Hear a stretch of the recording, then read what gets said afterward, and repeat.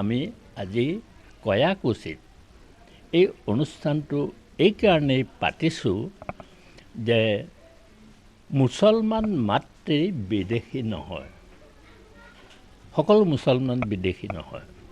বিদেশীলৈ অশ্ৰদ্ধা অসমীয়াৰ বাপতি সাহোন। জাকত জিন যোৱা বিদেশীলৈ শ্ৰদ্ধা সিও আমাৰ বাপতি সাহোন। এই অঞ্চলটোৰ আমি এইখন এইকাৰণেই পাতিছোঁ যে যাতে এই অঞ্চলটোত বসবাস কৰা মানুহখিনিৰ মনটো ভাগি নাযায়। আৰু সেইকাৰণে আমি ভাবোঁ, অসম সাহিত্য সভাই ভাবে তেওঁলোক অসমীয়া, লুইতপৰীয়া বুলি অসম সাহিত্য সভাই অনুভৱ কৰে। কাৰণ অসমীয়া ভাষাটোৰ এতিয়া 48% অসমীয়া ভাষাভাষী লোক আছে।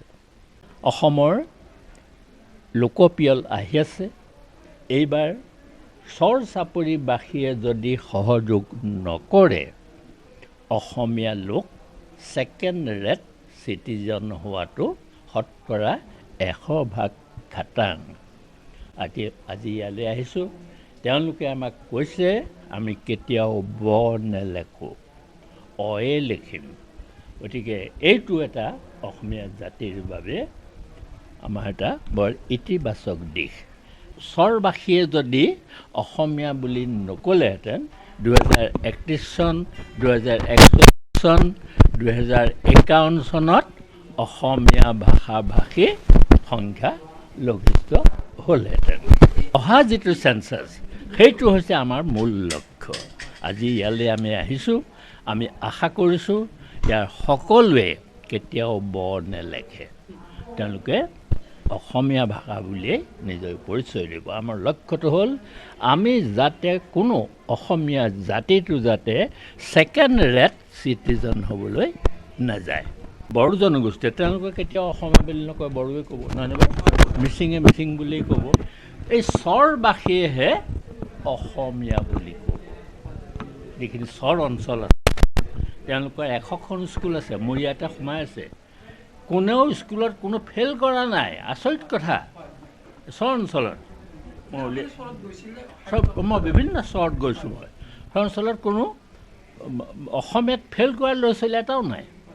মই হজ সমিতিৰ যেতিয়া বিদায় হৈছিলে, তাত মই এটা বাক্য কৈছিলোঁ যে অসমীয়া ভাষা শুদ্ধকৈ লিখা আৰু অসমীয়াত 100ৰ ভিতৰত 100 নম্বৰ পোৱা ছাত্ৰ ছাত্ৰী চৰ অঞ্চলতহে আছে। আৰু এটা কথা মন কৰিব, কম বহুতেই কম। অসমীয়াত ফেইল কৰা লোকৰ সংখ্যা কম, বেছি মানে শিৱসাগৰ জিলা যোৰহাটত অসমীয়াত ফেইল কৰা ল'ৰা ছোৱালী বেছি, কিন্তু চৰ অঞ্চলত এটা ল'ৰা ছোৱালীও, মোৰ ষ্টেটিষ্টিক্স আছে, মই এনেই কোৱা নাই, কোনো অসমীয়াত ফেইল কৰা নাই। সুন্দৰ আৰু হাতৰ আখৰ আপুনি কি চাব।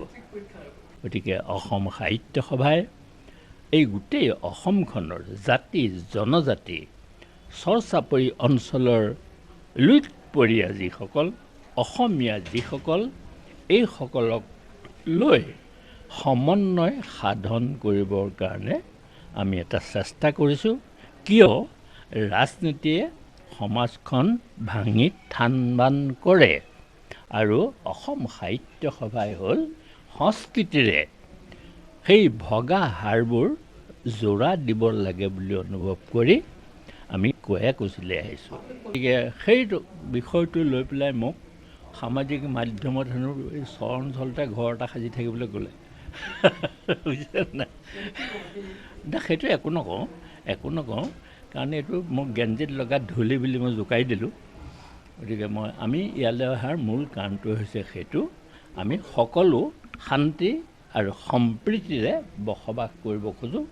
আৰু গতিকে আমি এনেকুৱা এটা উদ্দেশ্য লৈ আহিছোঁ, আমি এটা বিচিত্ৰতাৰ মাজত আমি যেতিয়া ঐক্য সূত্ৰ এটা গঢ় দি তুলিব পাৰোঁ। এখন অসমখন যদি আমি এখন ফুলনি বুলি ধৰি লওঁ, তাত যদি এটা ৰঙৰ ফুল থাকে, সি কাকো আকৰ্ষণ কৰিব নোৱাৰে।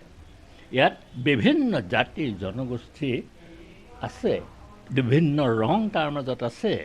সেইটোৱে হৈছে বিচিত্ৰ ৰূপ। সেই বিচিত্ৰ ৰূপটোৰ মাজতে আমি ঐক্য সূত্ৰডাল বিচাৰি উলিয়াব লাগিব আৰু সাংস্কৃতিক বন্ধনেৰে আমি বান্ধ খাই থাকি আমি নিজকে অসমীয়া বুলি পৰিচয় দিবলৈ আমি যত্ন কৰিব লাগিব, যিটো এই চৰ চাপৰিবাসীয়ে কৰিছে।